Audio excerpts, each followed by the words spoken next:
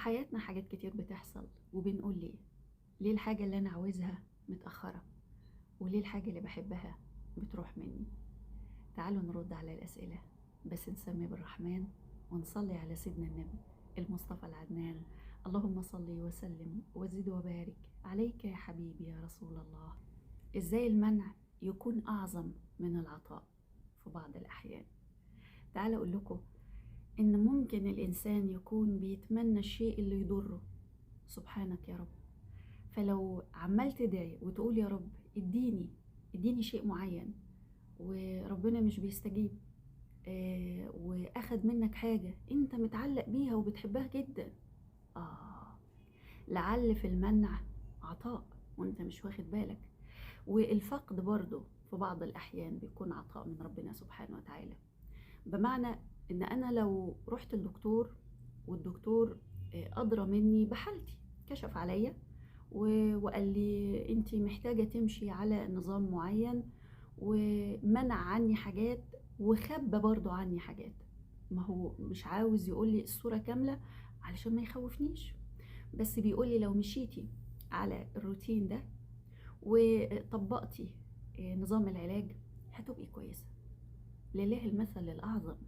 ربنا عنده الصورة الكاملة والعلم الوافي والكافي لحياتنا. أيوة، احنا بس اللي بنبقى مستعجلين. أنا عاوز حاجة ومتأخرة عليا. طب مش يمكن لو جت تأذيك وتضرك؟ معلش، انت عندك العلم منين انها مش هتأذيك او تضرك؟ مم. رد رد على نفسك. عندك العلم ان انت لو الشيء اللي بتتمناه اخدته يكون هو سبب سعادتك في الدنيا؟ طب ما هو ممكن يكون العكس، ممكن يكون سبب ضرر ليك وانت مش واخد بالك. سبحانك يا رب. احنا لما بنسلم امرنا كله لله سبحانه وتعالى وبنقول يا رب بنرتاح. والله انت لو عملت كده وانت لو عملتي كده وسلمتي لله كل شيء، حتى لو في حاجة وجعاكي قوي الماكي، بصي كده طيب لعباداتك الاول، ركزي كده، اسألي نفسك، انت بتعبدي ربنا كما يجب؟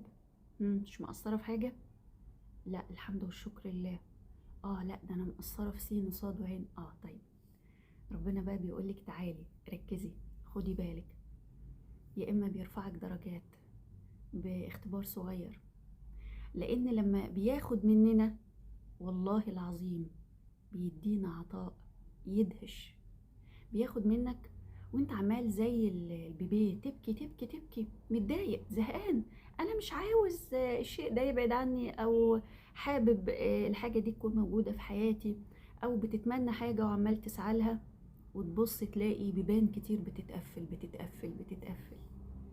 انت ما تيأس، المفروض ما تيأس. خلي يقينك وتوكلك على الله هو اللي يديك الدفعة ان انت افضل ادعي ربنا، يا يحققها دلوقتي، يا يحققها بكرة، يا يحققها بعده، يا ما يحققهاش خالص، ويرفع عنك مشاكل كتير هي كانت نازلة. سبحانك يا رب. يعني الدعاء بيرد القدر وبيغير أحوالك تماما. وعسى أن تكرهوا شيئا وهو خير لكم، وعسى أن تحبوا شيئا وهو شر لكم. عيش المعنى، هتعرف انك انت محتاج تسلم امرك كله لله. فلو جه عكس ما انت عاوز قول الحمد لله، واعرف ان اللي جه ده خير. طب ده انا اتاخد مني حاجة يعني بحبها قوي، برضو خير. لما بنفهم معنى اليقين والتوكل على الله ما بنتألمش. انت اللي بتقعد تتألم بقى وتحب كده الوجع النفسي. انا انت اللي بدخل نفسك في الوجع النفسي. اللي بيسلم امره لله وبيتوكل عليه وشايف ان اي شيء يحصل له في الدنيا، اي شيء حلو مر من ربنا سبحانه وتعالى، ما هو بيقول يا رب وبيعمل اللي عليه وبيجاهد نفسه، ولو شوية أثر في حاجة فبيرجع يعدل نفسه. هو بني آدم، يعني وارد يعني يحصل حاجة. طيب انت بعد كده تسلم امرك لله. اللي يسلم امره لله بيرتاح، والله العظيم بيرتاح. طيب ليه ساعات ربنا بيأخر استجابة طلباتنا؟ زي ما حصل كده في معركة بدر مع المسلمين. هو ربنا سبحانه وتعالى كان بيختبر صبره وإيمانه.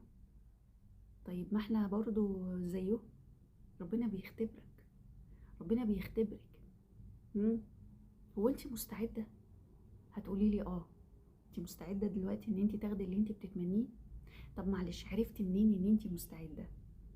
ده انا نفسي اتجوز فلان، اصل انا نفسي اشتغل الشغلانة الفلانية، اصل انا نفسي. ربنا عنده الصورة كاملة. هو شايف ان انت غير مهيأ في الوقت ده لتنفيذ طلبك ده، هيديلك اللي انت عايزه. ربنا هيبخل عليك ليه؟ هيبخل عليك ليه؟ اقعد بينك وبين نفسك.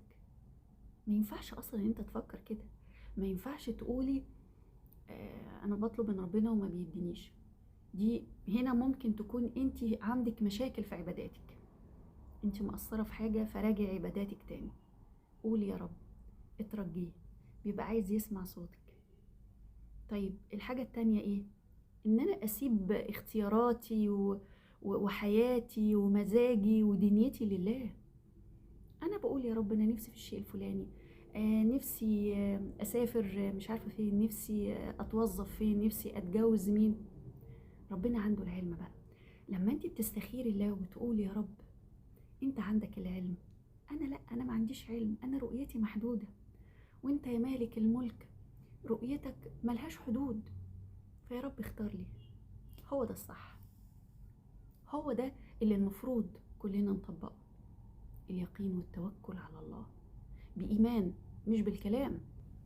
لما ربنا يمنع عنك حاجة انت بتحبها، اعرف انه بيحميك من حاجة انت مش عارفها. زي واحد نازل وعنده مشوار مهم جدا، فبيدور العربية بتاعته وماشي، بعد ما مشيت خطوتين وقفت، فاتعصب واتضايق وبقى بيتنطط وبيقول دي مصيبة، ده انا عندي مشوار مهم خالص، ازاي العربية تقف الله. لما بص على المكان اللي بيحط فيه البنزين، لقى ان فيه ثقوب، فلو كان حط بنزين كان هيمشي خطوتين 3 4، بس وهو ماشي البنزين عمال ينزل من العربية، هو مش عارف. فكان هيعمل حادثة لا قدر الله.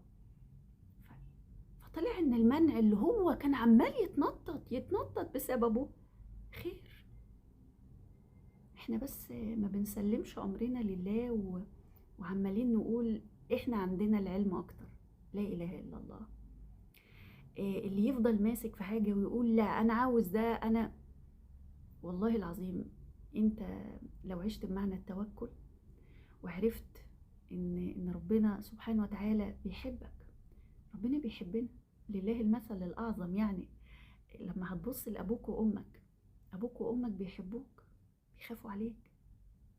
طيب ربنا سبحانه وتعالى خلق الانسان لانه بيحبه، ورسم لك طريقين، بيقولك يا تمشي في ده يا تمشي في ده، اختار عاوز ايه. بل بالعكس، الانسان اللي يقعد يدعي ويتوسل ويقول يا رب نجيني، يا رب اديني، فده سبحان الله بيغير في حياته. واحنا لازم برضو نفهم حاجة ونستوعبها، ان ربنا لما بيمنع عننا حاجة او ياخد مننا حاجة، ده مش حرمان، هو مش بيحرمك، ده بيسترك.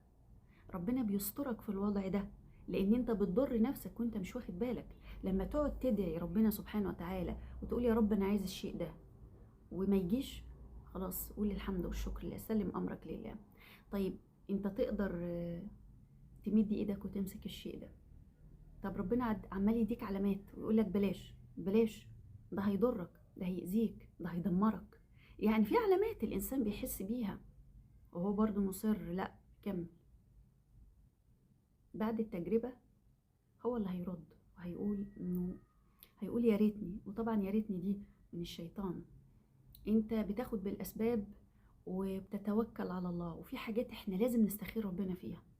اذا كان سيدنا النبي صلوات الله عليه كان قبل ما يشتري الحذاء استخير الله، استخير الله وادعي ربنا كتير في الحاجة اللي انت عايزها. جت خير وبركة، طب ما جاتش اعرف ان ربنا رفع عنك ابتلاء كان نازل، مشكلة هتحصل، فالدعاء سبحان الله رفع عنك حاجة، وبسبب الدعاء برضو اللي انت عمال تدعي انك عايز الشيء ده. بصوا هي الحتة دي حساسة شوية، انت عمال تقول يا رب اديني الوظيفة الفلانية، فسبحان الله مفيش وظيفة جت، بس بسبب الدعوة دي ربنا رفع عنك ابتلاء. انت عمال تلح عمال تلح، يا رب اديني يا رب اديني، انا هبقى سعيد لو انا جبت العربية الفلانية، هبقى سعيد لو اتجوزت فلانة، هبقى سعيد لو امتلكت الفلوس الفلانية، هبقى سعيد.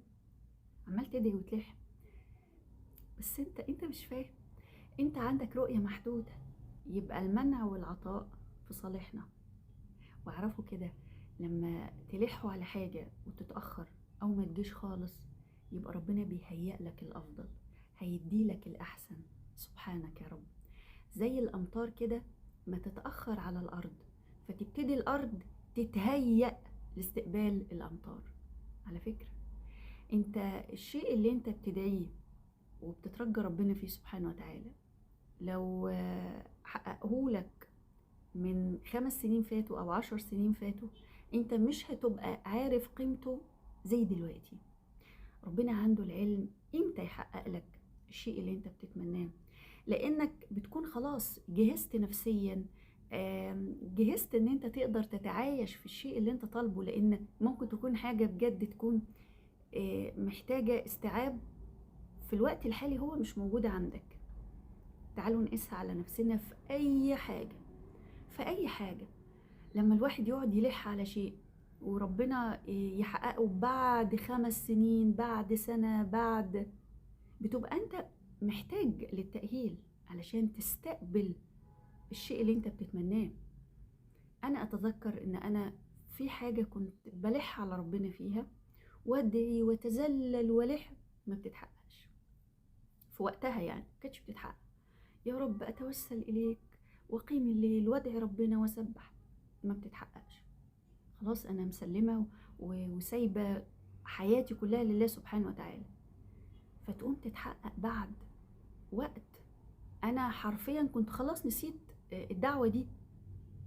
بس انا لو كانت جاتني في وقتها حرفيا انا ما كنتش هبقى عارفة قيمتها زي دلوقتي. لا اله الا الله. سلم امرك لله. تعالوا كلنا نعيش بمعنى اليقين والتوكل على الله. إن ادانا نقول الحمد لله، وإن أخد منا برضه نقول الحمد لله. أول ما تفتح عينك امضي التوكيل الإلهي، قول حسبي الله لا إله إلا هو عليه توكلت وهو رب العرش العظيم. اللهم إني وكلتك أمري فأنت خير وكيل، ودبر لي أمري فإني يا رب لا أحسن التدبير. خلاص انت بتقول لربنا رتب لي حياتي، اختار لي يا رب، انا مش هختار، انا مسلم امري ليك. مسلم امري ليك. المؤمن الذكي هو اللي يعيش جوه عباداته صح، فيقوم ربنا يبارك له ويديله ويخليك كده سعيد دنيا واخره. وبصوا لما الواحد ربنا بيبارك له، مش بيبارك له بس في ماله، ده بيبارك له في صحته وماله واولاده وحياته، بيخليه يستمتع، يضحك من قلبه. لو أكل لقمة بسيطة يقول الحمد والشكر لله، يحس كده بمعنى الرضا. معقول انت عايز تحرم نفسك من كل ده؟ لا، احنا عايزين نعيش ونستمتع بس جوه عباداتنا، صح كده؟ ربنا يحفظكم يا رب جميعا، وكل حد بيتفرج عليا دلوقتي يا رب اجبر خاطره في كل اللي بيتمناه، يا رب يا رب اجبر خاطره في كل اللي بيتمناه، فأنت على كل شيء قدير، فأنت الكريم الرحيم يا أرحم الراحمين. أشكركم على حسن المتابعة، والسلام عليكم ورحمة الله وبركاته.